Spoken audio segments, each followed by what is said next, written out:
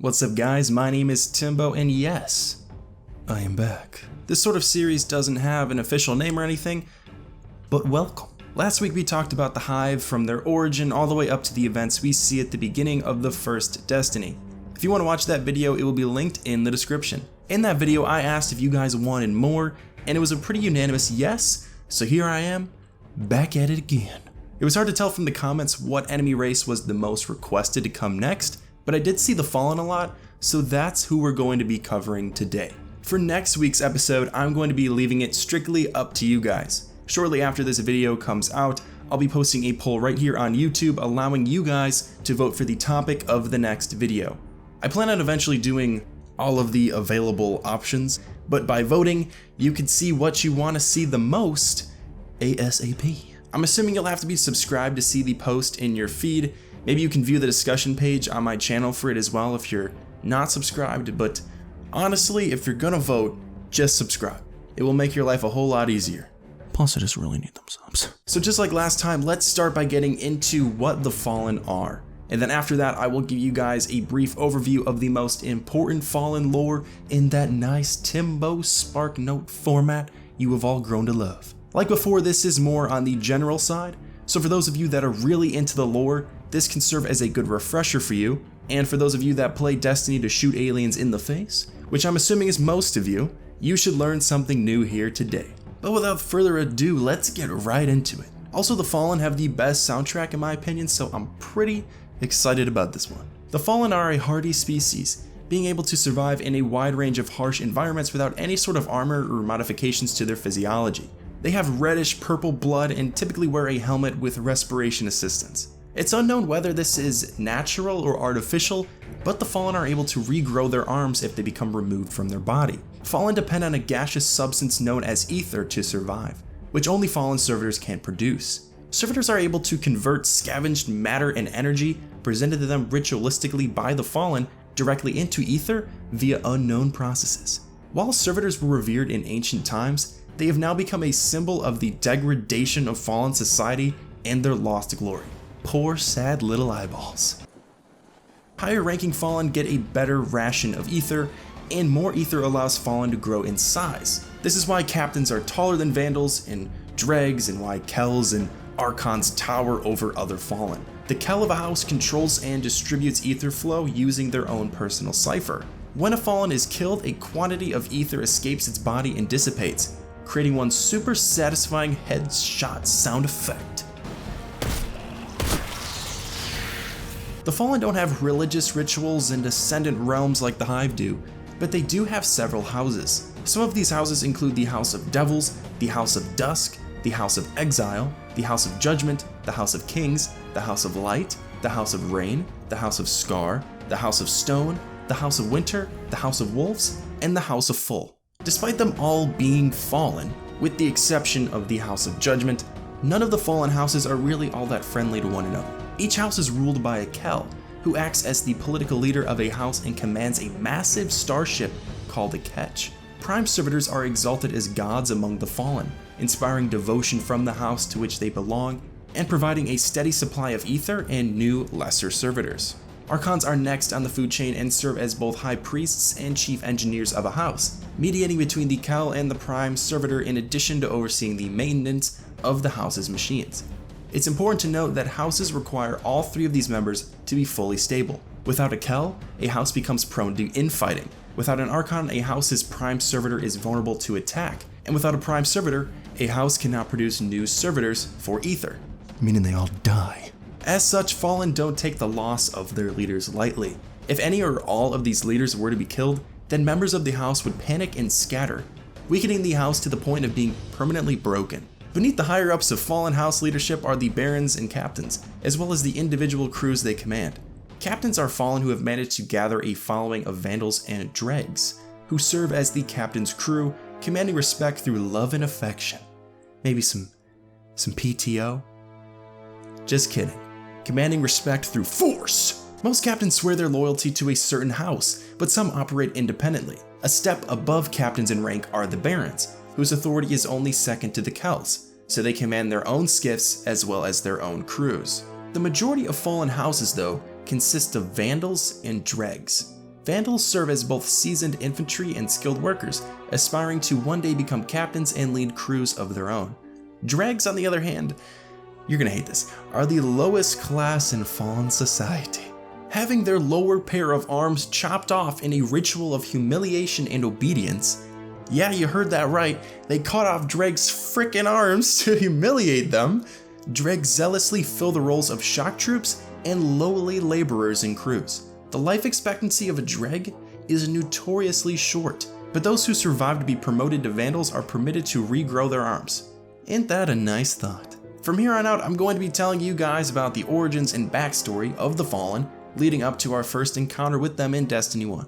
Much like the Hive, if this video wraps up and you want me to keep going on and talking about the events of the Fallen that we actually play through, involving the Wolf Rebellion, the Siva Crisis, and the Rise of the Scorn, let me know and I will continue this in a part 2 down the road. I'm more than happy to do so, but those events are what I would consider general knowledge you'd already be aware of just by playing through Destiny 1 and 2. I don't want to be super redundant and I don't want to make this video super duper long, but I will do it if you want, very happily, so you just gotta let me know. To sum it up, the Fallen are a nomadic race of scavengers and pirates descended from a once great civilization. They search the stars, still flying their banners and flags in search of artifacts of their lost civilization. They were in conflict with the Cabal, Taken, Hive, and the Vex. Unlike many of those other races, the Fallen lack any sort of established stronghold, instead preferring to squat in ruins or inside their catches, roaming from place to place in the search of a potential home. The Fallen's name for their own race is Elixni. They have their own alphabet, which I find to be one of the coolest looking languages ever. Like seriously, I get this tattooed on my body. Sorry, Mom. The Fallen were once graced by the Traveler, which they named the Great Machine. Presumably the Fallen were uplifted by the Traveler's gifts in the same manner humanity was years later. For example, their ubiquitous cloaking technology was originally designed as toys for children. During their golden age, the Elixni made twice the advancement in space exploration as humanity did. Take that, Russia! During this time, they came to control multiple star systems. All good things must come to an end though, as an unforeseen event known as the Whirlwind destroyed their homeworld and civilization. Man, you hate to see it. In the aftermath, the surviving Fallen became embroiled in a bloody civil war over the ruins of the civilization, before achieving a tenuous peace and embarking on a journey into space to locate the Traveler in order to return to greatness. So in a way, humanity kinda took what the Fallen originally had. I mean, they didn't know, but still. The Fallen eventually arrived at the solar system shortly after humanity's collapse and rediscovered the Traveler on Earth. When the Fallen saw what was going on, they were like, "Oh heck no, boy," and immediately began terrorizing humanity, conducting raids and attacks against outposts. Very early into these attacks, they met opposition in the form of Guardians, who fought back against the Fallen time and time again. Those pesky Sunsingers, I tell you. The Fallen quickly grew to resent the Guardians, much like me when I play Crucible. This is definitely Seeing them as an obstacle that prevented them from reclaiming the Great Machine, believing the Guardians had doomed them and their people.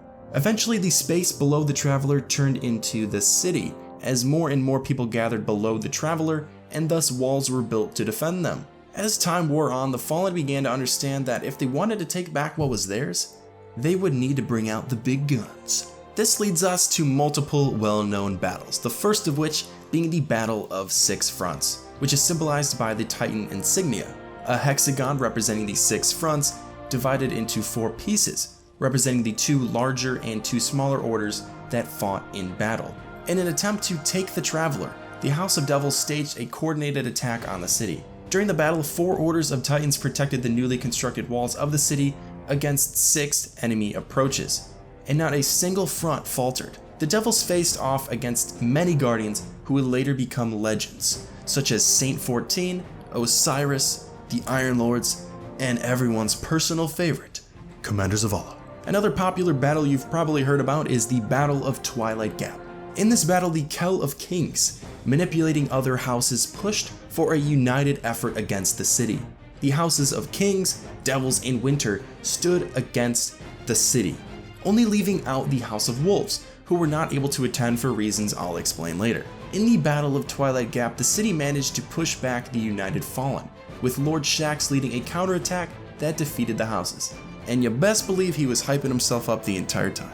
At the end of the war, the legendary Titan Saint 14 led a bloody assault to dislodge the remaining Fallen that directly surrounded the city. In what would become forever known as the Crusade of Saint 14, the brave Exo fought against Sulcus, Kel of Devils, killing him with a frickin' headbutt and bringing the Fallen offensive to its final end.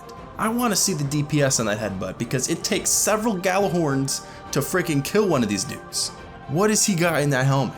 Did the Saint 14 helmet just give you like something good for your bubble? Did anyone ever try to hit someone in the head with that thing? I'm just saying, it might have been pretty effective. While on a mission, the current Hunter Vanguard was murdered by the renegade fallen mercenary Tanix the Scarred. This event, as well as some other details, promoted Kate 6 to assume the role of Hunter Vanguard. Now back to the House of Wolves during the time of Twilight Gap. The House of Wolves intended to join the battle but were stopped when the Reef intervened. Their Kel was killed in the initial crash, along with a massive portion of the house, which will later be called the Scatter. This started a period of time known as the Reef Wars. During the course of the wars, Skolas the Rabid rose to the Wolf Kelship. He then turned his full attention towards the Reef, and the two forces clashed for many years. This ended when Varix, a member of the House of Judgment who lived among the wolves, betrayed Skolas to the Reef, resulting in his capture along with most of the house. Varix went on to crown Queen Mara Sov of the Reef as the new Kel of Wolves, with many wolves bending the knee to her. These events set up Skolas being put in the Prison of Elders and everything that goes down in the House of Wolves DLC. In the wake of Twilight Gap, the House of Devils was ruled by Rixus, Devil Archon. Rixus met a sudden and unexpected end at the hands of a newly risen Guardian while attempting to track down a missing warp drive. PS, that's you. With the Devil Archons dead, this opened up the way for a fire team of Guardians to attack the Devil's Lair and destroy their prime servitor Sepix Prime. With Sepix's destruction, the Devils were now effectively leaderless, and thus began the Guardians' mission to weaken the houses of the Fallen, leading us to the Reef, the Siva Crisis, the Rise of the Scorn, and more. But like I said, those events are things we play through, and I want to keep the structure of these videos consistent, so this is where I will end the story for today. If you'd like me to continue, let me know down in the comments. Remember, I will be posting a poll after this video goes live. Depending on when you're watching this, it might already be available, so go and vote on what topic you want me to cover next week. If you enjoyed this video, a like is super appreciated. If you're new to the channel, make sure to subscribe. Thank you all so much for watching, and as always, I'll see you in the next one.